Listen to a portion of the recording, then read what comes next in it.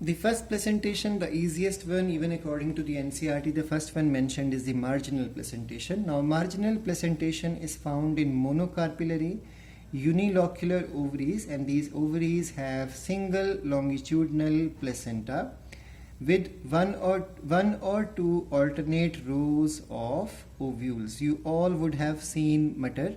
When you open the Pisum sativum fruit, which is called as pod, you will find the ovules or seeds are attached in this manner. Basically the arrangement is like this, one on this side, other on this side, so alternate. That's why with one or two rows of alternate ovules are there.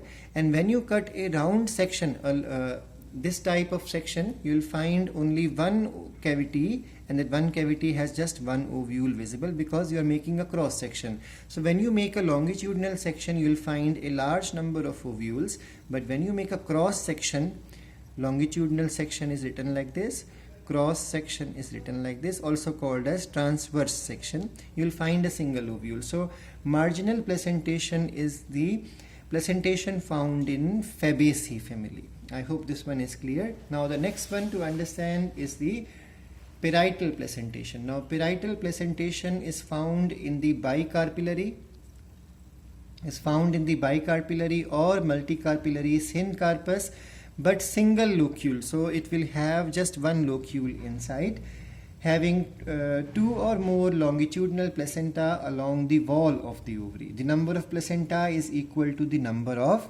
carpels. The easiest example to understand is Brassicaceae family or Cucurbitaceae family. You must have seen, if you open the follicle, if you open the siliqua of the mustard, that means the fruit of the mustard plant, you will find that there are two rows of ovule. So one ovule, some ovules are attached here and some ovules are attached here. So why exactly there are two separate arrangement? Because the parietal placentation is always towards the outside, but towards the inner surface of the ovary wall. And then there are two rows. It is possible to have three rows also. So when there are three rows, the easiest example to remember is Cucurbitaceae. Cut open the cucumber in round manner, you will find there are three positions where seeds are attached. So the number of attachments, or you can say the number of placenta, is equal to the number of carpels. If there are two carpels, two placenta will be visible. If there are three carpels, three placentas will be visible. And remember, they all are fused to become one cavity and one cavity, but remember, cavity will be one, though it is multicarpillary. Then remember, number of placenta will be equal to the number of the carpels fused. So easiest example are these two. Now the next one is axile placentation. The axile placentation is again found in bicarpillary or multicarpillary syncarpus ovaries with two or more chambers or locule. Now in this case we had single chamber, now we have two or more chambers. So this is found in Solanaceae family, this is found in Liliaceae family.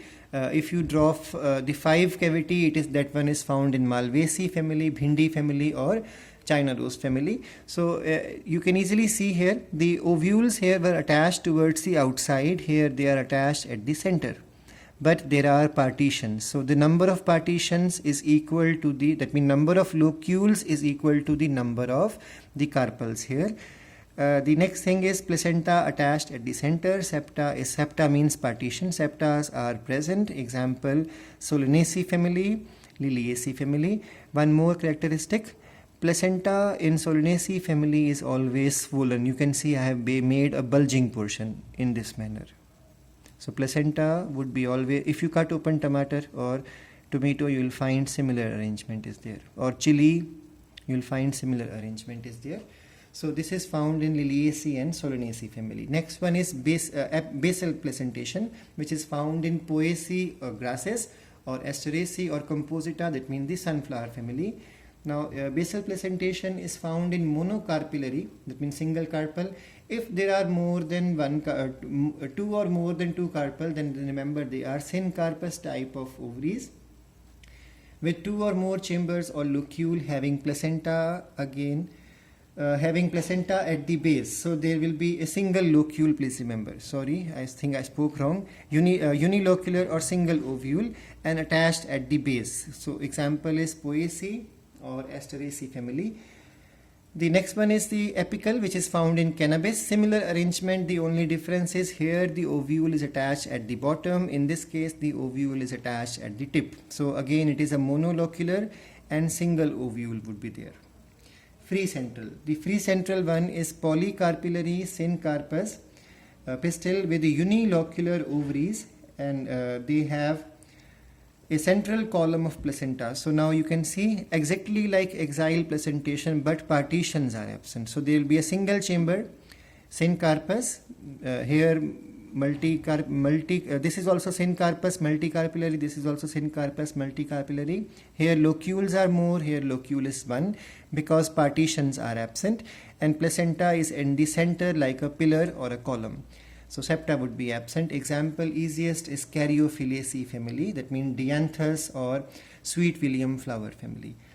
It is polycarpillary syncarpous pistil with unilocular ovary having a central column with number of ovules. Placenta is not connected to the ovary wall by any partitions. Next one is superficial. Superficial is also is found in the Nymphaeaceae, that means water lily or lotus family. Monocarpillary or otherwise polycarpillary, then it will be always syncarpous, it means fused type, having ovules which are born on placenta. And remember, the placenta develop all around the inner surface of the ovary. So you can see here there are partitions present here, and everywhere there is ovules attached. So this arrangement is called as the superficial type of placenta. So the diagrams you can even see here also. This is the lateral style, this is the apical style, this one is the gynobasic type, and then marginal placentation, parietal placentation, various types I have drawn, axile placentation, basal placentation, free central, and the superficial one. So by this we have covered the flower portion. In the next class we will start with the fruits.